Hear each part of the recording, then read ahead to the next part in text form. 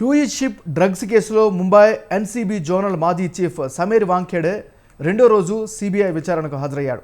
మాదక ద్రవ్యాల కేసులో తన కుమారుడు ఆర్యన్ ఖాన్ పేరును చేర్చకుండా ఉండేందుకు షారుఖ్ ఖాన్ నుంచి 25 కోట్ల లంచం డిమాండ్ చేశాడని ఆయన ఆరోపణలు ఎదుర్కొంటున్నారు. ఈ కేసులో సమీర్ వాంఖేడేను సిబిఐ నిన్న 5 గంటలకు పైగా ప్రశ్నించింది. క్రూయిజ్లో మత్తు మందులు తీసుకున్నాడు అనే సమాచారంతో దాడి చేసిన ఎన్సీబీ పోలీసులు 2021 అక్టోబర్ 3న ఆర్యన్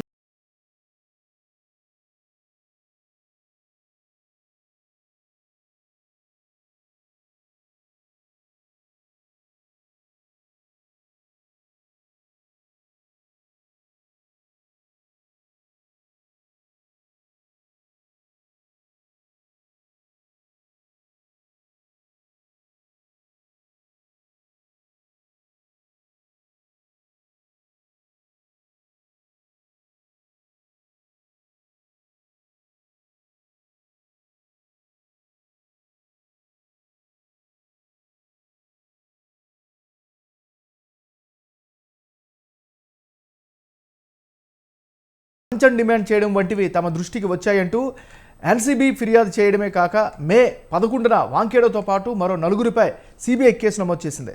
విచారణకు ఈ నెల 18న రావాలని సిబిఐ సూచించినా వాంఖేడే హాజరు కాలేదు. అయితే తనపై తప్పుడు ఆరోపణలు చేశారంటూ ఆయన హైకోర్టును ఆశ్రయించగా ఈ నెల 22 వరకు వాంఖేడేపై బలవంతపు చర్యలు తీసుకోవద్దని, అరెస్టు వంటివి చేయొద్దని న్యాయస్థానం ఆదేశించింది.